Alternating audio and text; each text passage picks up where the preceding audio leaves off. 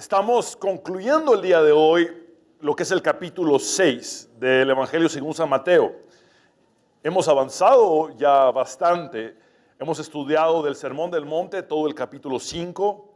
Hoy terminaremos el capítulo 6 y solamente nos resta estudiar todo el capítulo 7. Recordemos que el Sermón del Monte abarca estos tres capítulos, Mateo 5, 6 y 7. Y realmente hemos crecido mucho en el entendimiento del mensaje de nuestro Señor Jesucristo. El sermón más importante y más largo que Jesús dio registrado en los evangelios. Así es que vamos a estudiar hoy lo que es la conclusión del tema del afán y la ansiedad. Recordemos que los primeros 18 versículos del capítulo 6 tratan acerca de lo que es la verdadera religión cristiana.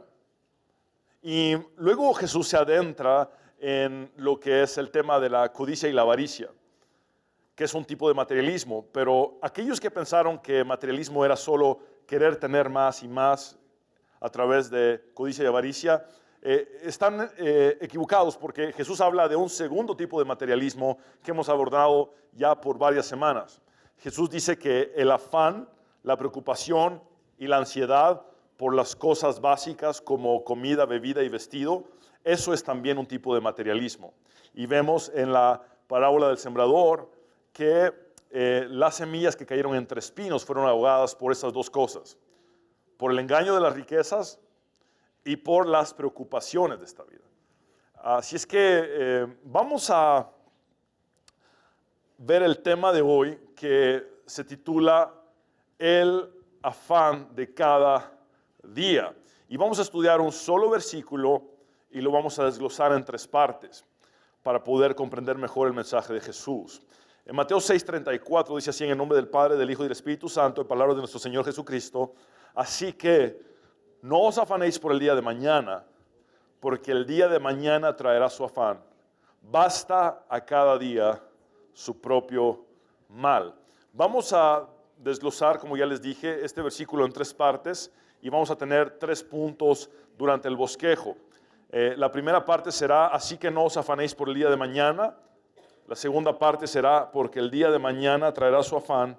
Y la tercera parte será: basta a cada día su propio mal. Así es que vamos al punto número 1, y es que Jesús trata lo que es la ansiedad por el futuro. Dice en la primera parte de este versículo, que vamos a leer nuevamente: así que no os afanéis por el día de mañana. Por favor, repitan conmigo: no os afanéis.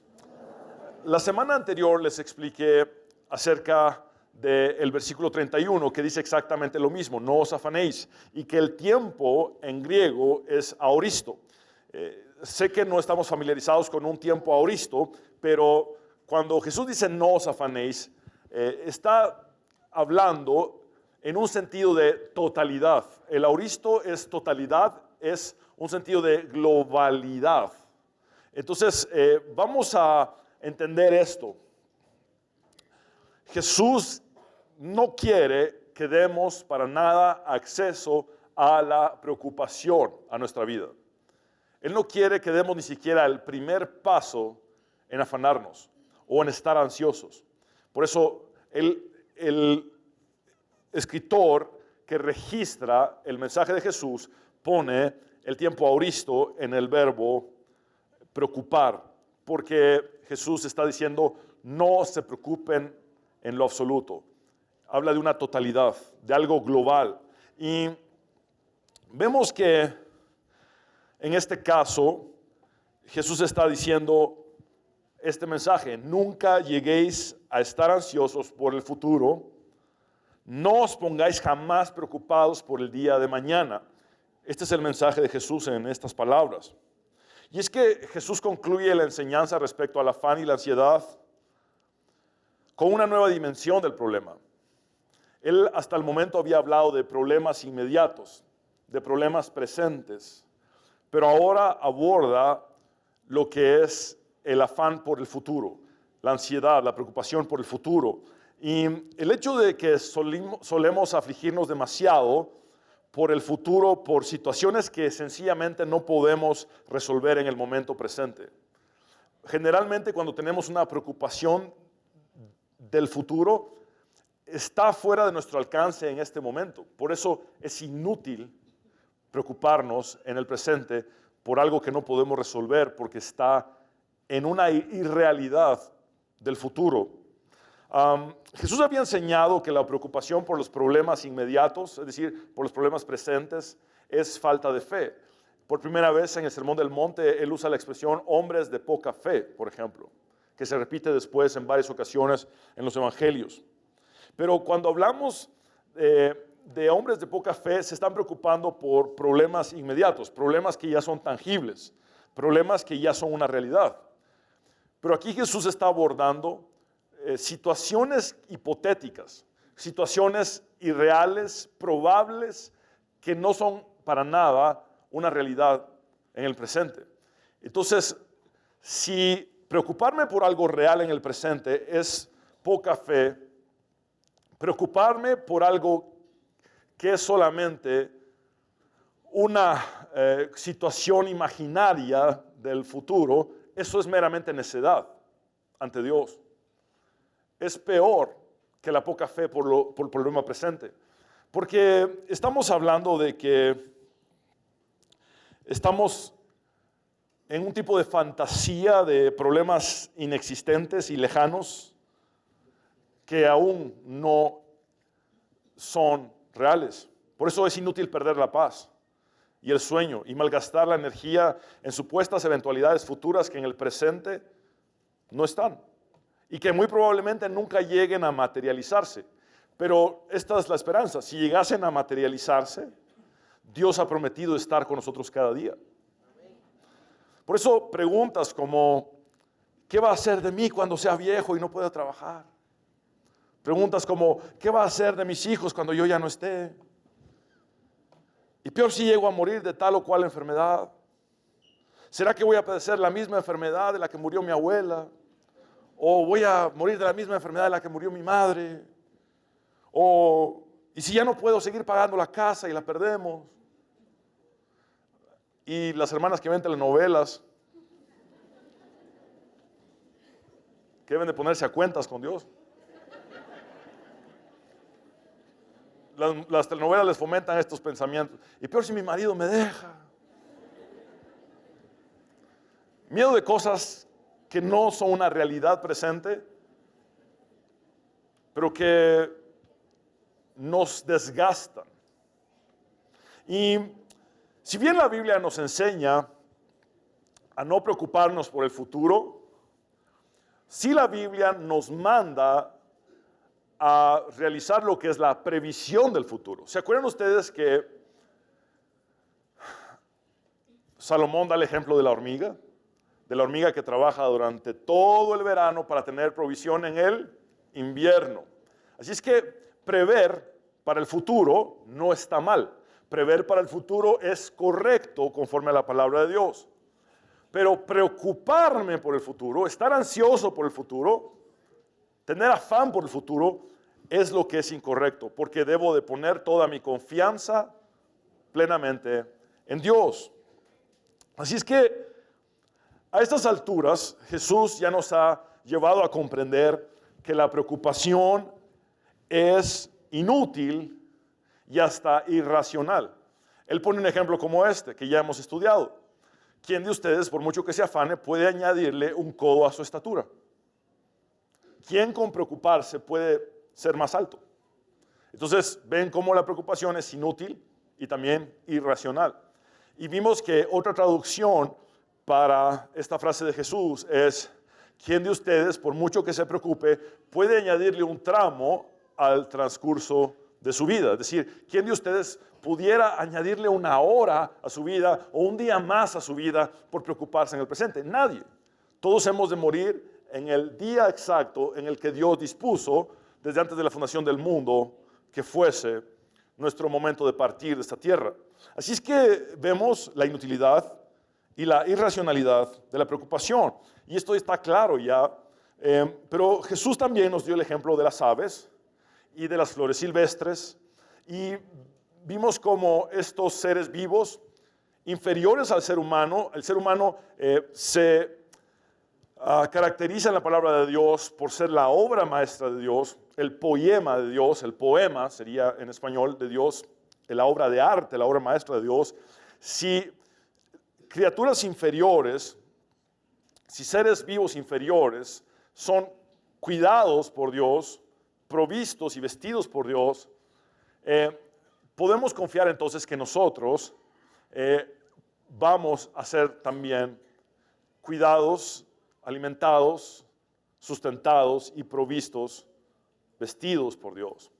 De hecho, él habla de las flores silvestres que viven muy poco tiempo.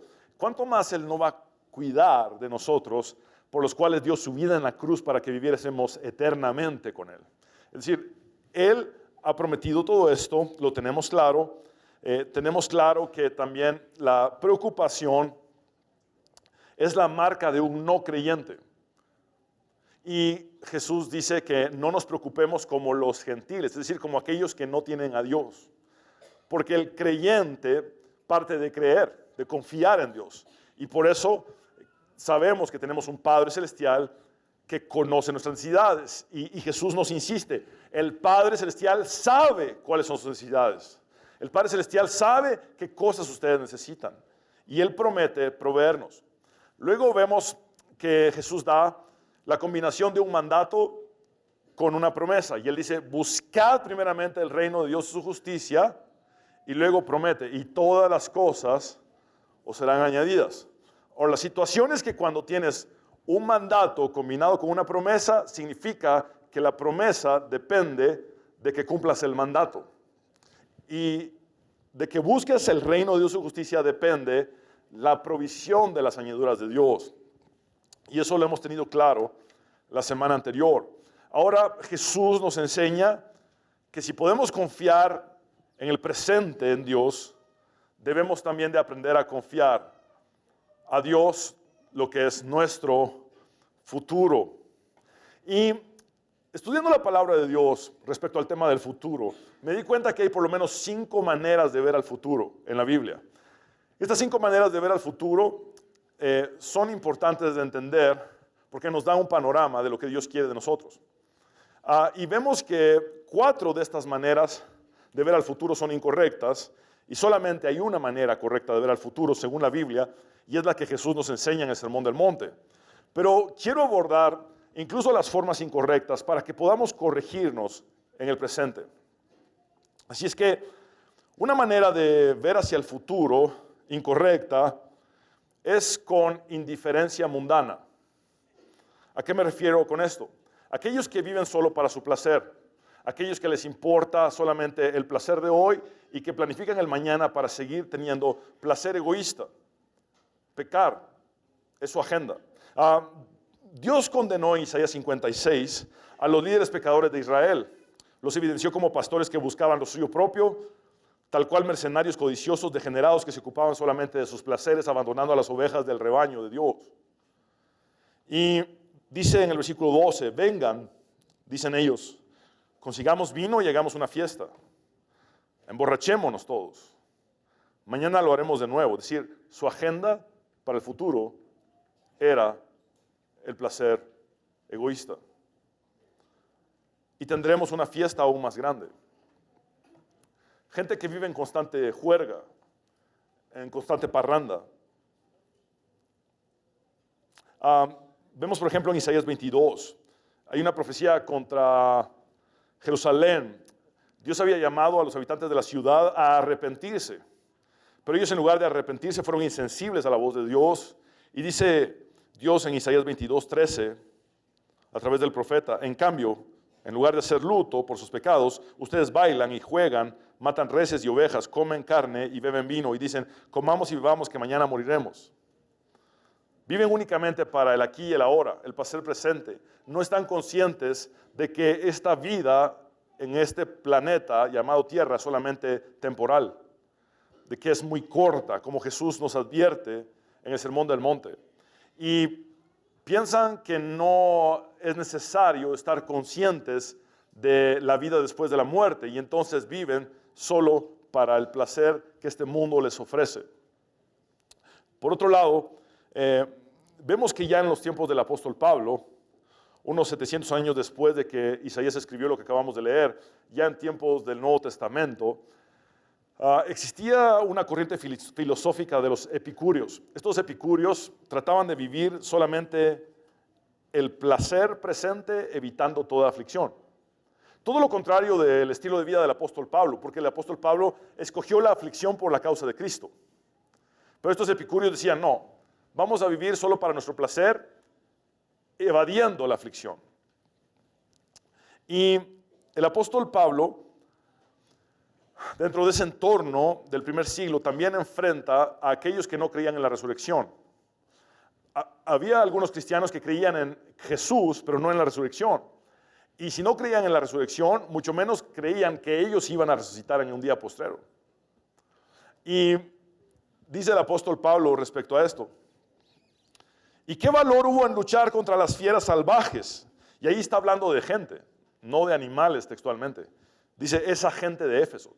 No sabemos con exactitud qué le hicieron a Pablo los habitantes de Éfeso, pero si dice esas bestias o fieras, quiere decir que le hicieron algo muy feo. Pablo sufrió mucha persecución. Y luego dice, si no habrá resurrección de los muertos, entonces, ¿para qué padecer? ¿Verdad? Y si no hay resurrección, y aquí está hablando sarcásticamente, entonces si no hay resurrección, cita Isaías y dice, comamos y bebamos que mañana moriremos. En otras palabras, gocemos el presente, sin conciencia de que hay un futuro eterno. Y vemos que aquí hay un principio, y es que el que no está consciente de una vida después de la muerte, tendrá como resultado una descomposición moral. Buscará solamente más placer hoy y más placer mañana, egoístamente, en pleno pecado, satisfaciendo solamente los deseos de su carne.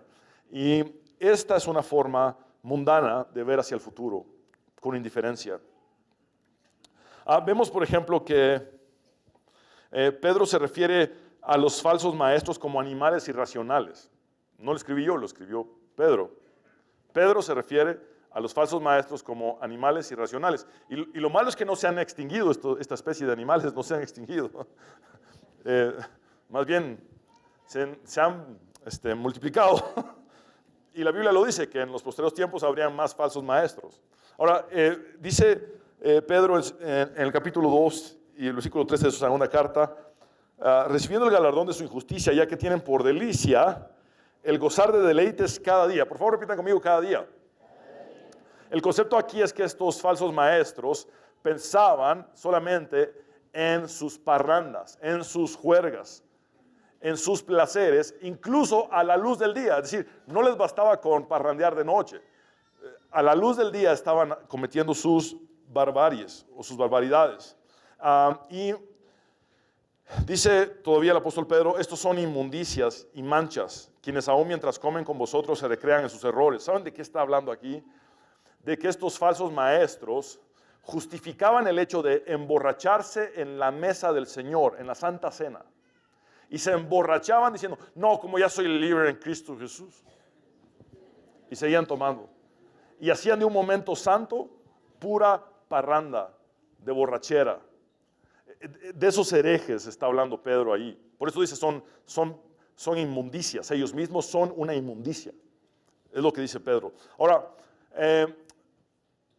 ya vimos y entendimos esta forma mundana de ver hacia el futuro, pero hay otra forma que la Biblia enseña que es errónea de ver hacia el futuro, y es cuando vemos con temor, miedo, pánico y desánimo. ¿Por qué he puesto esta lista? Porque está concatenada, está unida. Una cosa lleva a la otra. Temor, miedo, pánico y desánimo del futuro. Y lo vemos en un personaje como Job, un personaje que se caracterizó por una vida recta, pero que la Biblia manifiesta un error que él cometió. Vemos en Job 3, 25, 26, lo que yo siempre había temido me ocurrió. Por favor, vean esto. Lo que yo siempre había temido. Quiere decir que en tiempos de plenitud, en tiempos de felicidad, en tiempos de prosperidad y de abundancia, Job siempre había tenido miedo del futuro. Lo que yo siempre había temido me ocurrió. Se hizo realidad lo que me horrorizaba. no tengo paz ni tranquilidad, no tengo descanso, solo me vienen dificultades. Así es que vemos que el mismo Job, aún con todas sus buenas características descritas en la Biblia, vivió toda su vida con miedo del futuro, con horror del futuro. Ahora, en el caso de David, muchos años más tarde, vemos que David sufre una traición espantosa. Su principal consejero y más cercano, Ahitofel, lo traicionó. Pero Ahitofel no lo traicionó solo. ¿Saben quién se unió a Ahitofel? Absalón, su hijo. Y entre los dos de las personas más cercanas y más queridas de David, tratan de arrebatar el trono, tratan de difamarlo con la nación de Israel, tratan de poner a Israel en contra de David. Y David vive uno de los peores momentos de su vida. De hecho, hay teólogos que comparan esta traición que sufre David con la traición que sufre Jesús por parte de Judas, por el nivel de traición. David está viendo al hombre de más confianza traicionarle y a su propio hijo, su propia sangre traicionarle. Y entonces David no solamente teme, sino que entra en un pánico espantoso. Y lo describe, un pánico que se manifiesta en su cuerpo físico. Dice en el Salmo 55, 4, 5, en palabras de David, mi corazón late en el pecho con fuerza. Es decir, su corazón estaba acelerado, latiendo fuertemente. Me asalta el terror de la muerte. Tenía miedo del futuro. El miedo y el temblor me abruman. Es decir, estaba como inmovilizado. Y no puedo dejar de temblar. Es decir, físicamente, él cae en un estado de pánico por el futuro. Porque sabía que su propio hijo quería matarle. Su propio siervo de confianza o consejero de confianza, Ahitofel, le quería matar. Pero vemos una cosa más, y es que el temor, el miedo, el pánico al futuro nos trae desánimo en el presente. Cuando Jeremías escribe Lamentaciones, él habla por parte de la ciudad de Jerusalén, como si la ciudad de Jerusalén hablara de sí misma en primera persona. Y dice en Lamentaciones 1:16, por todas estas cosas lloro. Lágrimas corren por mis mejillas. No tengo a nadie que me consuele. Todos los que podrían alentarme están lejos. Mis hijos no tienen futuro porque el enemigo nos ha conquistado. Vean el desaliento. Mis hijos no tienen futuro. La desesperanza. Mis hijos no tienen futuro. El desánimo. Así es que una cosa lleva a la otra. Otra forma equivocada de ver hacia el futuro que la Biblia describe es cuando hay búsqueda incorrecta de predicción. La búsqueda de predicción es un error incluso actual de la iglesia cristiana a nivel global. Vemos que 700 años antes de Cristo, Isaías escribe en el capítulo 65, versículo 11, pero como el resto de ustedes abandonó al Señor y se olvidó de su templo, y como preparó fiestas para honrar al Dios de la fortuna. Vean cómo fortuna está con F mayúscula, porque habla de un personaje, habla de un falso Dios. Es el falso Dios de la fortuna, es decir, el falso Dios de la buena suerte. Y luego dice también, y le ofreció vino mezclado al Dios del destino. Y vean cómo destino está con D mayúscula, porque se refiere a una personificación del destino, a una deificación del destino. Y vemos cómo estos israelitas dieron la espalda al Dios verdadero para buscar, según ellos, un buen futuro en otros dioses que les ofrecían fortuna o buena suerte y un buen destino. Pero saben que aunque juzgamos a estos israelitas por ese error craso que cometieron, muchos de nosotros caemos en lo mismo. Un falso Dios es todo lo que reemplaza al Dios verdadero, no importando si se manifiesta en una especie de escultura o se manifiesta en lo que sea. Cuando nosotros ponemos nuestra confianza en el futuro en otras cosas y no en el único Dios verdadero, eso es un tipo de idolatría. Eso es un tipo de adulterio espiritual. Porque Dios quiere que nuestra confianza del futuro esté solamente puesta en Él y no en falsos dioses. Vemos que Oseas también es tajante en su mensaje de parte de Dios. En el capítulo 4 y versículo 12 dice, piden consejo a un trozo de madera. Y vean lo que sigue diciendo. ¿Creen que un palo puede decirles del futuro? ¿Saben qué es esto? es una práctica llamada rabdomancia. Consistía en la adivinación de la voluntad de los dioses a través de echar varas de madera. Plena superstición. ¿Cuánta gente en la actualidad no vive en superstición por el futuro? Dice, el deseo de ir tras los ídolos los ha vuelto necios. Se prostituyeron sirviendo a otros dioses y abandonando a su Dios. Es un adulterio espiritual, como les dije. Es como el equivalente a una bola de cristal, por ejemplo, o a cualquier otro tipo de artefacto o utensilio para predecir el futuro o echar cartas. En ese entonces era la rabdomancia. Ponían palos para tratar de entender el futuro y realmente estaban desagradando a Dios y estaban autoengañándose. En Jeremías 27:9 dice, no les hagan caso a sus falsos profetas, adivinos, intérpretes de sueños, los médiums y hechiceros que dicen, el rey de Babilonia no los conquistará. ¿Saben qué pasó en ese momento? El profeta verdadero de Dios, Jeremías, anunció que el rey de Babilonia conquistaría Jerusalén. Pero todos los otros falsos profetas, ¿saben qué anunciaban? No nos va a conquistar el rey de Babilonia. Dios nos va a dar un buen futuro. Dios nos va a dar prosperidad. Nos va a dar dinero, posesiones, cosas buenas. Dios nos va a dar paz. Y cuando sintieron, ¡boom!, los arrasó Babilonia. Los falsos profetas no se extinguieron, se multiplicaron. Es lo que la Biblia dice. Y en la actualidad hay más falsos profetas que en el entorno del Antiguo Testamento. Es la estadística que nos da la Biblia. Ahora, lo que necesitamos entender, mis hermanos, es que hay falsos profetas que no son más que chantajistas que tratan de quedar bien con las personas. Un verdadero profeta está dispuesto a perder incluso su libertad, como el caso de Jeremías, que fue puesto en un cepo. ¿Saben qué era un cepo en ese momento? Un cepo donde trababan su cabeza en una tabla de madera, trababan sus brazos y trababan sus piernas. Y lo dejaban ahí por mucho tiempo, expuesto al sol y sin comer. Estamos hablando de que un verdadero profeta de Dios dice la verdad, cueste lo que cueste.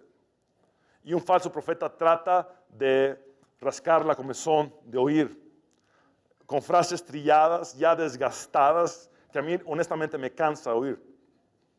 Y vemos en este versículo, por favor releámoslo, dice, vean, no le hagan caso a sus, y veamos cuántas profesiones, entre comillas, hay, o cuántas categorías de especialidades de predicción de futuro hay en este entorno. Dice, falsos profetas, adivinos, intérpretes de sueños, los médiums y hechiceros. Son 5 especialidades, entre comillas, digo especialidades.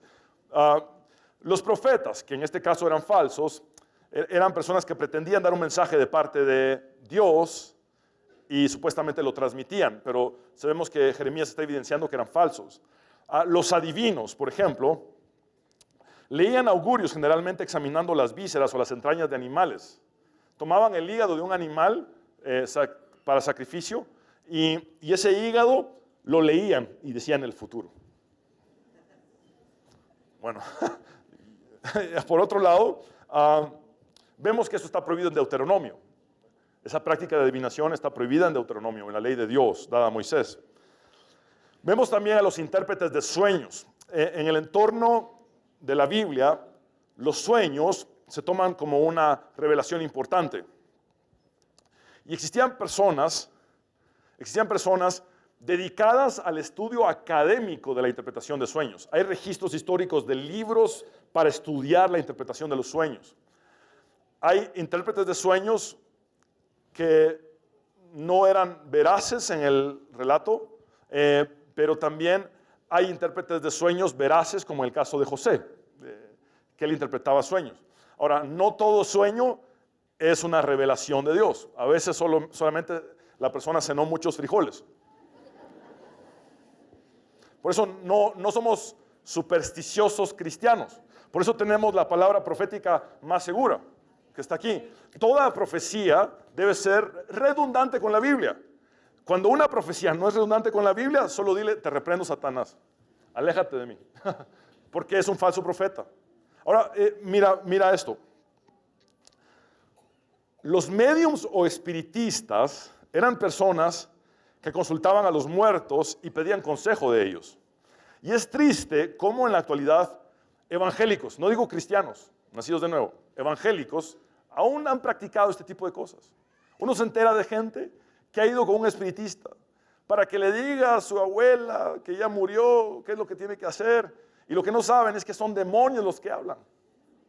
Y lo que no saben es que son los mismos demonios que conocen el pasado. No son omniscientes, pero sí saben que la abuela decía esto. Y lo tienen registrado. Y para engañar a las personas dicen, sí, y le dice el mismo apodo que le decía la abuela. No, pastor, es que fíjese que ese espiritista cuando habló, era pura la voz de mi abuela y me dijo como mi abuela me decía. ¿Y vos crees que los demonios no pasan espiando para engañarte y disfrazarse como ángeles de luz? Dios es claro en prohibir esto en la ley. Ahora, por otro lado, vemos a los hechiceros. Y los hechiceros son los que buscan manipular el futuro. Es decir, según estos hechiceros, se venden como personas que con ciertos encantamientos van a lograr manipular los sucesos del futuro. ¿Acaso son Dios? ¿Qué se creen? No puede nadie manipular el futuro. El futuro es de Dios. Dice Ezequiel 13:3, esto dice el Señor soberano. ¿Qué aflicción les espera a los falsos profetas que siguen su propia imaginación y no han visto absolutamente nada? ¿Saben que Dios me permitió ver un contraste sumamente fuerte? Hay un solo profeta al que le hemos confiado el púlpito de la iglesia en más de 25 años. Y este profeta tenía enfrente a una pareja muy cercana a su servidor. Estaba este hombre con su esposa, gente que conozco muy bien y que ha sido muy cercana a mí. Y el profeta estaba en una reunión con todos nosotros y hablaba con un grupo grande de personas y nos decía, esto es lo que el Señor dice y esto es lo que el Señor quiere. Y a veces hasta anotaba la profecía y luego nos la daba. Por ejemplo, yo tengo la hoja, después de que perdimos a un bebé con mi esposa, que él anota, en un año tendrán una hija y profetiza el nacimiento de mi hija Sara. Ahora, cuando tuvo a esta pareja cercana a mí, este profeta enfrente, después de haberle profetizado a todos en el lugar, a esta pareja no les dijo nada. Tomó una hoja de papel y dijo, voy a ver qué es lo que Dios me habla. Y deja la hoja en blanco y dice, Dios no me dice nada. Y entonces yo todavía estaba preocupado porque, ¿cómo es que a todos nos ha profetizado, a todos nos ha dado una palabra de parte de Dios y a esta pareja no? Y me sentí mal por ellos. Pero el profeta dijo, no, yo no voy a decirles cualquier cosa. Dios no me dice nada. Ahora, como a una semana más tarde, una falsa profeta, ahora sé que es falsa, una falsa profeta nos convoca a mi familia, a mis seres amados, nos convoca y nos dice que tiene un mensaje de parte de Dios. Cuando llega a esta misma pareja, les dice, ustedes no tienen hijos, ¿verdad? Entonces Dios les va a dar 3 hijos. Poco tiempo después, este hombre muere en un accidente. Ahí está el contraste. Un profeta que dice, no tengo nada que decir, porque ya el momento de partir de este hombre había llegado. Y un profeta y una falsa profeta que dice, Dios te va a dar 3 hijos. ¿Qué es lo que quieres? Hijos, Dios te va a dar 3. Estamos hablando de que hay chantajistas. Y una vez uno sabe que dicha persona es un falso profeta o una falsa profetisa, debe de tener cuidado, porque Ezequiel 14:10 dice, tanto los falsos profetas como quienes los consultan serán castigados por sus pecados. Es decir, si yo ya sé que una persona es una falsa profetisa o un falso profeta, no lo convoco a reuniones, no estoy en reuniones con esa persona, no tengo nada que hacer con dicha persona. Dios me previene de eso. Y debemos de tener cuidado. Yo hablaba con un profeta verdadero de Dios, y él me decía que mucha gente se acerca a los profetas tal cual alguien se acerca con la misma hambre de conocimiento del futuro a un adivino o alguien que le lea las cartas. Los profetas no están para eso. Los profetas están para hablar de parte de Dios, no para predecirte el futuro. Era una función mucho más amplia que solamente la predicción del futuro. No vivamos con esa ansiedad de que alguien me diga mi futuro. No, no, no. Aquí está la profecía más segura. Lámparas a mis pies tu palabra y lumbrera a mi camino.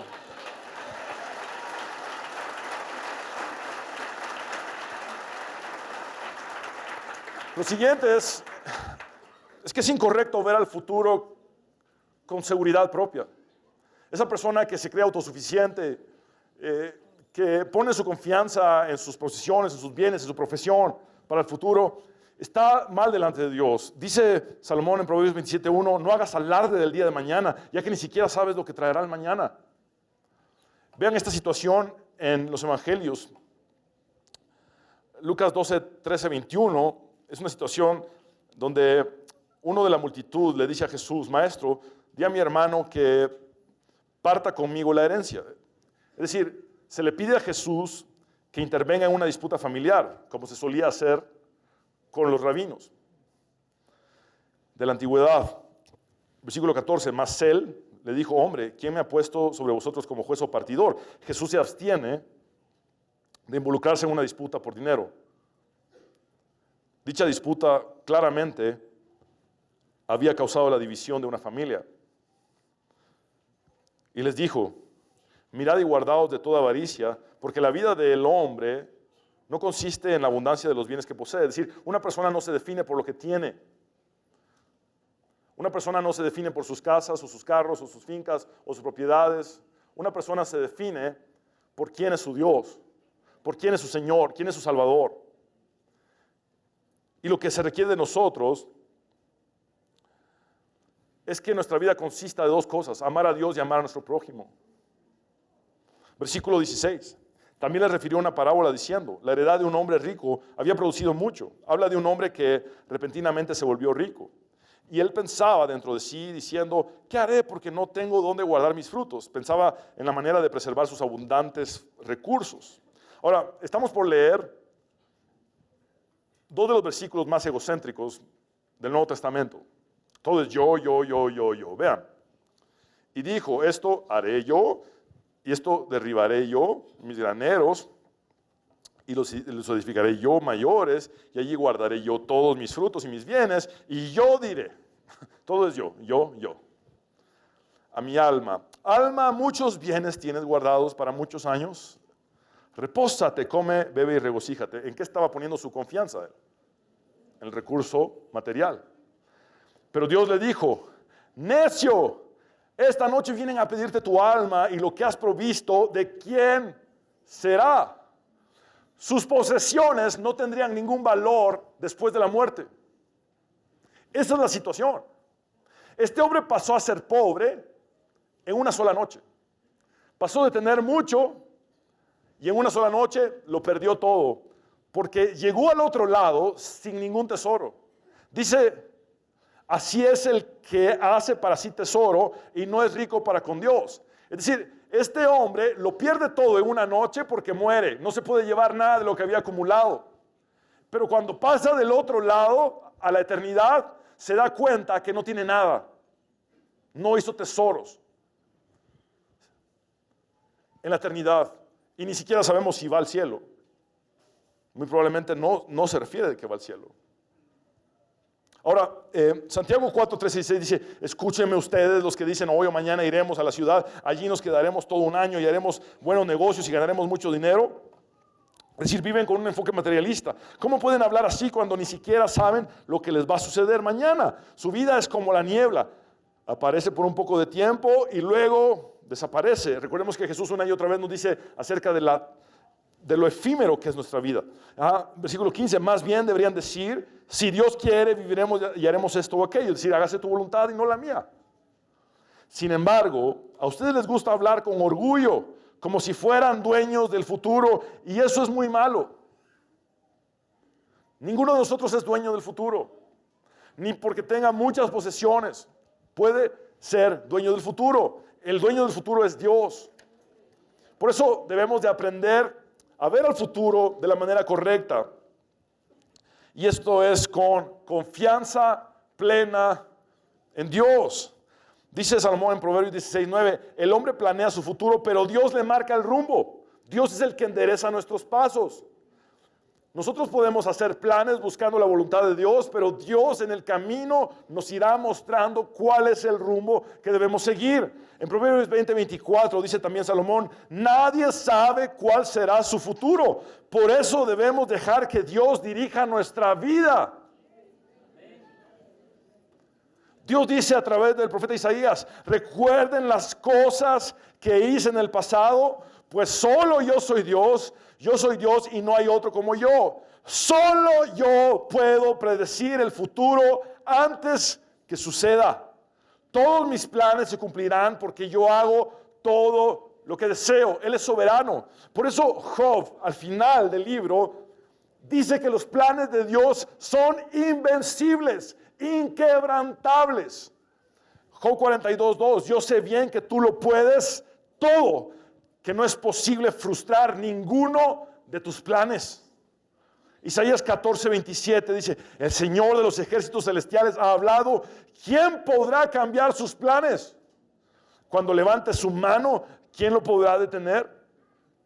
No hay manera de cambiar los planes de Dios. Jeremías 29:11-13 dice Dios mismo que Él sabe muy bien cuáles son sus planes. Dios no está improvisando con nosotros. Tú estás hoy aquí, en este lugar, con un propósito perfecto de Dios. No está improvisando contigo. Él sabe perfectamente cuál es su plan para ti. Él conoce el futuro. Él viaja a través de los tiempos y reúne la información en un solo momento. La información del pasado, presente y futuro, Él la tiene en su haber. Entonces, vemos que dice Él mismo, porque yo sé muy bien los planes que tengo para ustedes, afirma el Señor, planes de bienestar y no de calamidad, a fin de darles un futuro y una esperanza. Y esto es lo que a nosotros nos corresponde. Entonces ustedes me invocarán y vendrán a suplicarme, y yo los escucharé, me buscarán y me encontrarán, cuando me busquen de todo corazón.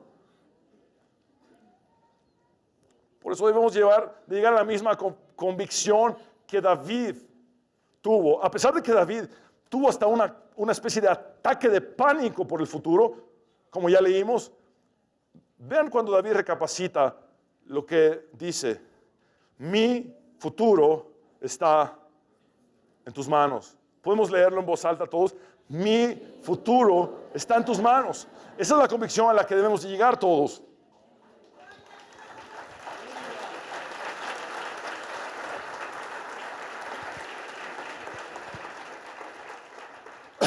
David también muestra una conciencia de que lo que siembra en el presente tendrá repercusión en el futuro. Vean lo que escribe en el Salmo 37, 37, 38. Miren a los que son buenos y honestos, porque a los que aman la paz les espera un futuro maravilloso, pero los rebeldes serán destruidos. Para ellos no hay futuro. Es la ley de la siembra y la cosecha que está en la palabra de Dios. Si siembro bien en el presente, será más factible cosechar bien en el futuro. Ahora, este es el punto número 2. Y el punto número 2 y 3 serán muy breves. Y es una pregunta con una afirmación. ¿Humor o ironía en la siguiente frase de Jesús? Y la respuesta es esta. Quizá ambos. Dice Jesús, porque el día de mañana traerá su afán. Y saben que aunque está lindo en esta traducción, no es exactamente lo que Jesús dice en el griego. Gracias a Dios contamos con varias versiones de la Biblia. Y lo que Jesús dice textualmente registrado por Mateo es Gar, Aurión,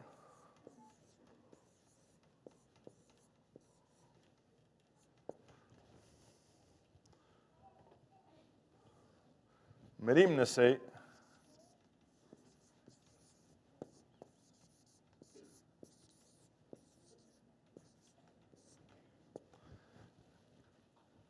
Eftes.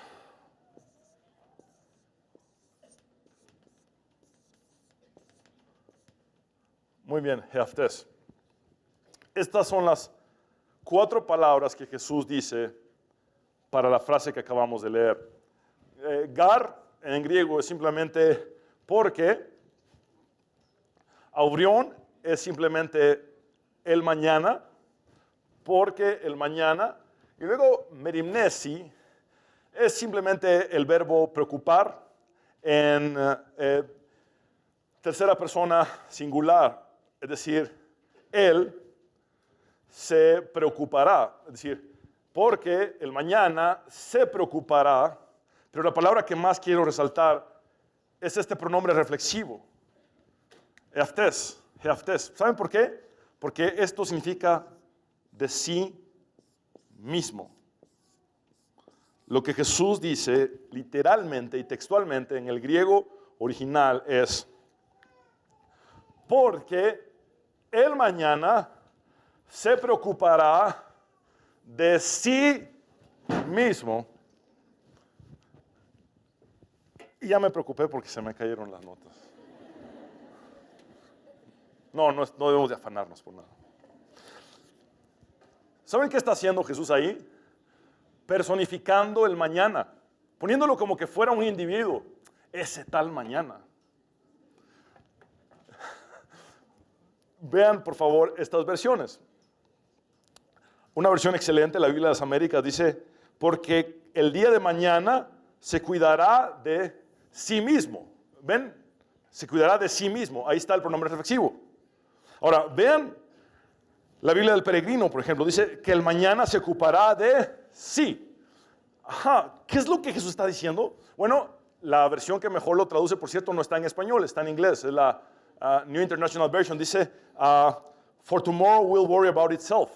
Lo que en español es porque el mañana se preocupará de sí mismo. ¿Saben qué está diciendo Jesús aquí? Bueno, primero quiero decirles lo que uno esperaría en su discurso.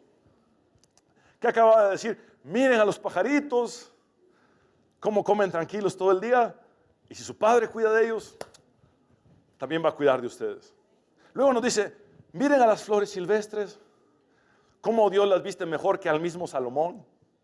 Y si Dios las viste así, ¿cómo no los va a vestir a ustedes? Entonces uno esperaría que el discurso de Jesús continuara. Después de decir, buscar primeramente el reino de su justicia y todas las cosas serán añadidas y que no nos preocupemos por el día de mañana, esperaríamos que dijera, porque el futuro está en las manos de su Padre Celestial. ¿Cuántos esperarían eso? ¿Verdad que es la lógica? Porque el futuro está en las manos de su Padre Celestial. Pero ¿saben qué es lo que pasa? Aunque esa es una verdad, Jesús no lo dice de esa manera. Aunque el futuro está en las manos de nuestro Padre Celestial y lo sabemos, Jesús no lo dice de esa manera. Jesús lo dice con humor e ironía. Y tal cual es decir esto: dejen que ese tal mañana que tanto los ha hostigado, que tanto los ha preocupado, dejen que ese tal mañana se preocupe de sí mismo. Ustedes ocúpense de las cosas que tienen que hacer hoy. Ese es el mensaje de Jesús.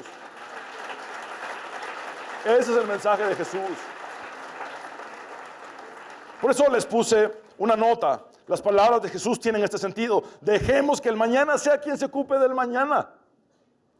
Matthew Henry, el comentarista bíblico, dice: no tratemos pues de llevar a hombros en un pesado saco la carga desmesurada que Dios ha ordenado sabiamente que llevemos repartida en pequeños paquetes cada día. ¿Por qué te quieres llevar la carga del resto de tu vida cuando solamente Dios te dice, es el paquetito de hoy el que hay que cargar en el costal? Por eso Jesús usa la ironía y el humor.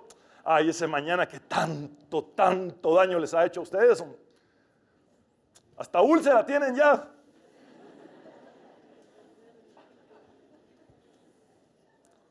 Por tanto que ese mañana les pasa diciendo, dejen que ese tal mañana se preocupe de él mismo. Ustedes todo lo que tienen que hacer es confiar en Dios y abordar las situaciones de hoy. Abordar las situaciones de hoy. Por eso el punto número 3 y final son los problemas de hoy. Los problemas de hoy.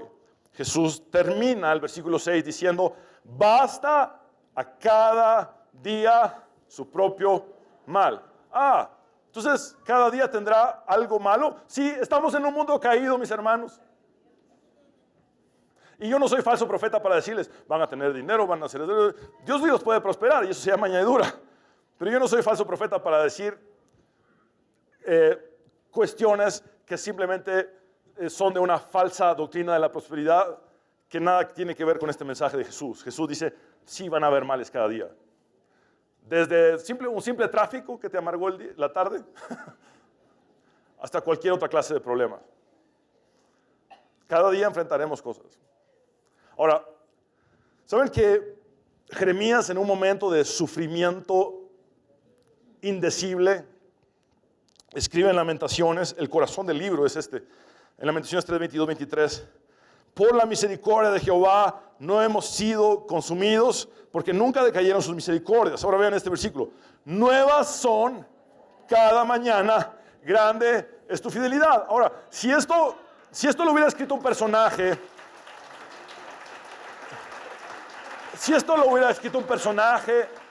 en un momento color rosa, yo te diría, ay, qué romántico. No, lo escribe en el peor momento de su vida. Y dice, cada mañana Dios hace algo nuevo. Cada mañana Dios está en control, Dios está en cuidado y permanece fiel. Como Pablo le dijo a Timoteo, si fuéramos infieles, Él permanece fiel porque no puede negarse a sí mismo. Así es que, mis hermanos, quiero preguntarles algo. ¿Tienen problemas hoy? Yo también.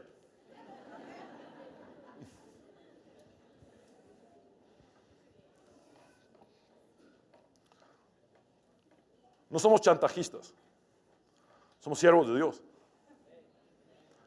No rascamos oídos, predicamos la palabra que es viva y eficaz y más cortante que toda espada de dos filos.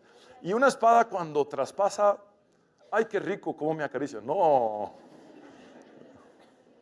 Una espada cuando traspasa, transforma.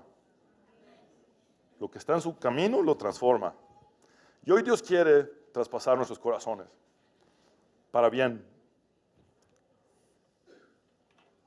Dios quiere hacernos libres de la preocupación del futuro, del afán por el mañana. Y Él dice en Juan 16:33, estas cosas les he hablado para que en mí tengan paz. En el mundo tendrán aflicción, pero confíen, yo he vencido al mundo. Cuando Él dice, basta a cada día su propio mal, confirma lo que dice acá, en el mundo habrá pruebas, habrá aflicción, habrá dificultades. Y todos las tenemos. Todos las tenemos.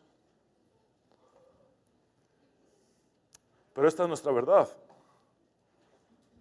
Él dice, dejen que ese tal mañana que los ha hostigado por tanto tiempo se ocupe de sus propios problemas.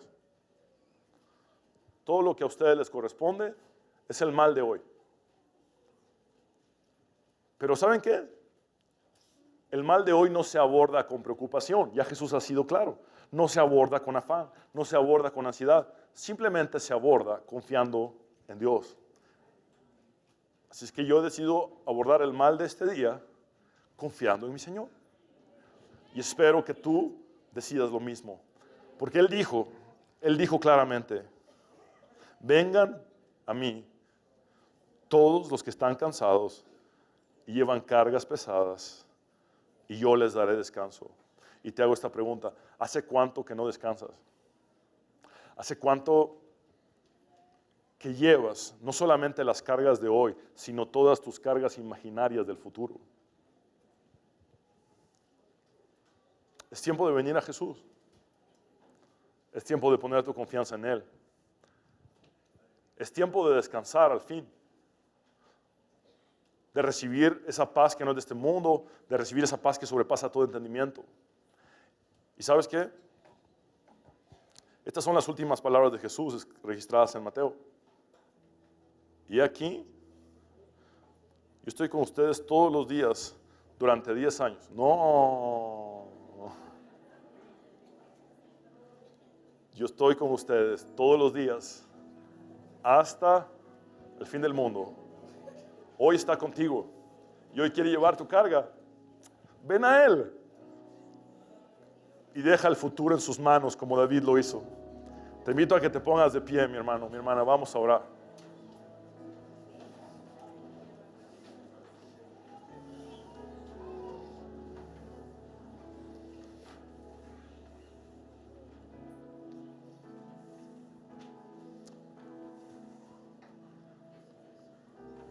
Señor Jesús, te pedimos perdón por la forma equivocada en la que hemos visto hacia el futuro. Te pedimos perdón si hemos visto el futuro con indiferencia mundana, preocupados en placeres egoístas, en lugar de ocuparnos de tu voluntad. Por eso hoy corregimos nuestro rumbo y decimos, hágase tu voluntad, así como en los cielos, también en la tierra. Hoy me rindo a ti, hoy quiero cambiar el rumbo y no vivir para mi egoísmo, sino vivir para ti, Señor. Buscar primeramente tu reino y tu justicia y dejar que tú añadas todas mis necesidades básicas. Señor, te pedimos perdón si hemos visto hacia el futuro con temor, con miedo o con pánico. Quizá hay gente que me está escuchando que ha padecido ataques de pánico, taquicardia, palpitaciones muy fuertes de corazón, o su cuerpo ha temblado con ese pánico por el mañana. Yo te ruego, Señor, que toques sus vidas. Te ruego por todos aquellos que hemos visto al futuro con desánimo o desesperanza, porque la situación presente no parece dar un buen augurio, pero tú sigues siendo Dios. Nuestro futuro no depende de la situación actual, depende de tu soberanía, de tu voluntad, de tu plan inquebrantable, invencible.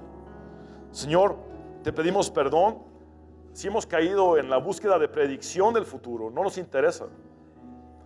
Ni siquiera es necesario que un profeta lo diga, porque tú lo has de hacer. Ahora, tú eres tan bueno que usas a profetas para hablarnos, pero yo estoy seguro de esto: aun si ningún profeta se me acerca a decirme algo, tú lo vas a hacer. Señor, líbranos de los falsos profetas. Líbranos de caer en sus garras de chantaje y de manipulación. En el nombre de Jesús. Señor, te ruego que también nos perdones por ver al futuro con seguridad propia. Ninguno de nosotros es autosuficiente, porque separados de mí nada podéis hacer. Mi futuro no depende de mis propiedades, mi futuro no depende de lo que tengo o lo que no tengo. Mi futuro depende de que estoy en tus manos, de que mi vida está en ti. Señor, y hoy decidimos vivir con confianza plena en ti, cada día, sabiendo que tú enderezas nuestros pasos, que tú eres el pastor que nos guiará más allá de la muerte. Y aunque andemos en valle de sombra de muerte, no temeremos mal alguno, porque tú estás con nosotros. Tú nos sostienes. Ni la muerte nos podrá separar de ti. Por eso no tenemos miedo al futuro.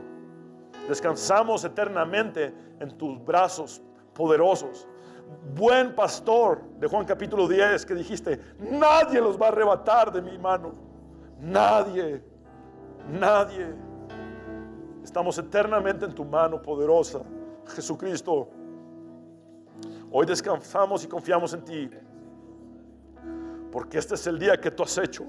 Nos gozaremos y nos alegraremos, porque tú dijiste: yo estoy con vosotros todos los días hasta el fin del mundo. Hoy venimos a ti, Señor, trabajados, cansados, cargados, a decirte: mi presente está en tus manos. Echo mis cargas sobre ti, porque tú tienes cuidado de mí.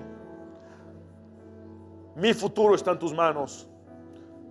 Descanso por fin en ti. Quiero hablar contigo, hombre y mujer, que has venido sin Cristo. Tú que sabes que necesitas a Dios y quieres entregar tu vida a Él. El apóstol Pablo dice que debemos unir nuestro corazón creyendo y nuestros labios confesando. Haz esta oración de fe conmigo y habla con Dios como nunca antes has hablado con Él. Dile: Señor Jesús, vamos, repite conmigo: Señor Jesús, te necesito. Reconozco que soy pecador, pero también sé que moriste en la cruz para perdonar mis pecados y que resucitaste al tercer día para darme la victoria y la vida eterna. Sálvame, Jesús. Ten misericordia de mí. En tu nombre, Jesús, hemos orado. Amén y amén.